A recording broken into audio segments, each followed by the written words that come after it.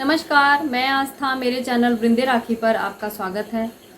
आज मैं आपको इस वीडियो में बताऊंगी कि महिलाओं को त्रिपुंड कैसे लगाना चाहिए, स्त्रियों को त्रिपुंड लगाने के बारे में शास्त्रों में क्या लिखा हुआ है वह मैं आपको बताऊंगी इस वीडियो में। पहले मैंने आपको ये जानकारी दी थी कि क्या महिलाओं को भस्म लगाना चाहिए, त्रिपुंड लगाना चाहिए, रुद्राक्ष पहनना चाहिए, कितने मुखी रुद्राक्ष का क्या फल है, और भी रुद्राक्ष के बारे में बहुत सारी बातें मैंने बताई है। कैसा रुद्राक्ष हमें नहीं धारण करना चाहिए, तो वो सब वीडियो आप मेरे चैनल पर जाके देख सकते हैं। तो इसी प्रकार की वीडियोस मैं अपलोड करती रहती हूँ। हिंदू धर्म से संबंधित, व्रतों त्योहारों से संबंधित, मंत्रों के बारे में बताती रहती हूँ और बहुत सारे उपाय भी आपको मैं जीवन में उपयोगी जो होते हैं वो बताती रहती हूँ, जिससे हमारे जीवन में बहुत सारा लाभ हो, खुशियाँ आए। जो प्रमाणित जानकारियाँ हैं वो मैं आप तक पहुँचाती रहती हूँ। तो चलिए अब हम बात कर लेते हैं स्त्रियों को त्रिपुंड कैसे लगाना चाहिए।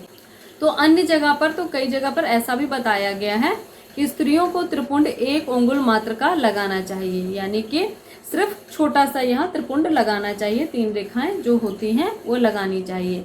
लेकिन शिव पुराण में यह स्पष्ट लिखा हुआ है, मैं आपको स्क्रीन पर भी दिखा रही हूँ कि शिव पुराण में यह लिखा हुआ है, ब्राह्मण, क्षत्रिय, वैश्य, शूद्र स्त्रियां सभी को पूर्ण माथे पर, संपूर्ण माथे पर त्रिपुंड लगाना चाहिए। संपूर्ण माथे पर भी कितना होता है, जो संपूर्ण माथे पर भी त्रिपुंड बताया गया है शिव पुराण में लगाने के लिए, वो बताया गया है अपने आईब्रो तक, जो आपके आईब्रो का अंत होता है, यानी कि आपकी आंखों का जहाँ अंत होता है, आंखों की ये जो चीज़ है, तो जहाँ तक ये आपका ये खत्म होता है, तो यहीं तक आपका त्रिपुंड होना चाहिए इस प्रकार।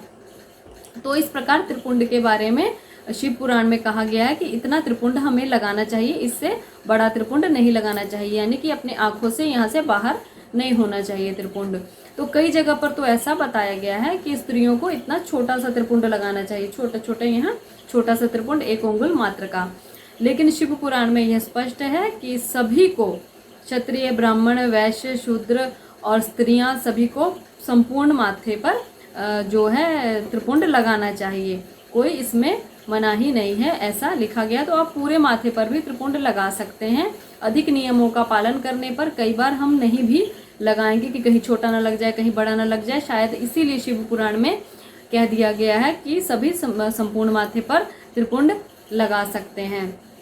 और स्त्रियां भस्म से भी लगा सकती हैं और चंदन से भी लगा सकती हैं। तो ये जो स्त्रियों को त्रिपुंड लगाने के बारे में विधि बतलाई गई है वो थी। और त्रिपुंड को लगाया कैसे जाता है, तो ये भी मैं आपको बता दूं। तो त्रिपुंड लगाते समय किन बातों का ध्यान रखना चाहिए कि हमें त्रिपुंड कैसे लगाना चाहिए। त्रिपुंड को लगाते समय सबसे पहले हमें इस अंगूठे से त्रिपुंड लगाना चाहिए। त्रिपुंड लगाने से सबसे पहले अंगूठे में हमें भस्म से लगा रहे हो चाहे हम चंदन से लगा रहे हो, अंगूठे से लेकर पहले हम ऐसे लगाएंगे बीचों बीच लगाकर। उसके बाद हम अपनी इन 2 उंगलियों से चंदन को या भस्म को लेंगे। उसके बाद इस प्रकार माथे पर लगा लेंगे। उसके बाद हम अंगूठे से फिर से इधर की ओर लगाएंगे, यानी कि हम इस प्रकार नहीं लगाएं।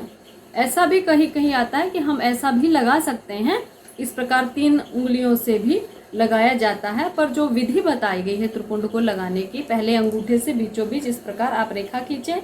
उसके बाद आप अपनी इन 2 उंगलियों से जो बीच वाली 2 उंगलियां होती हैं, इससे इस प्रकार रेखा खींचें, फिर अंगूठे से इधर की ओर खींचें। तो इस प्रकार हमें त्रिपुंड लगाना चाहिए। एक बार फिर से देख लीजिए। सबसे पहले हमें तिलक की भांति सीधा ऐसे लगाना चाहिए, फिर अपने बीच वाली 2 उंगलियों से इस प्रकार त्रिपुंड की रेखा खींचनी चाहिए, फिर अपने अंगूठे में लेकर इस प्रकार त्रिपुंड इस तरफ लगाना चाहिए।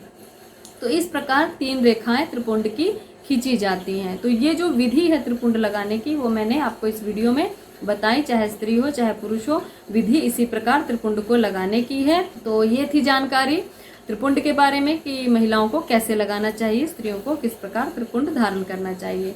तो इसी प्रकार की जानकारियों के लिए चैनल से जुड़े रहिएगा। और वीडियो अच्छी लगी हो तो वीडियो को लाइक कीजिएगा और शेयर भी जरूर कीजिएगा। इस प्रकार की जानकारियाँ जो होती हैं, जो प्रमाणित होती हैं, ऐसी वीडियो आपको बहुत ही कम देखने को मिलती है। कई बार हम YouTube पर बहुत सारी वीडियो देखते हैं जो प्रमाणित नहीं होती है। तो इस प्रकार की जो प्रमाणित वीडियो होती है उसको आप शेयर भी किया कीजिए और लाइक भी करिएगा। तो तब तक के लिए नमस्कार।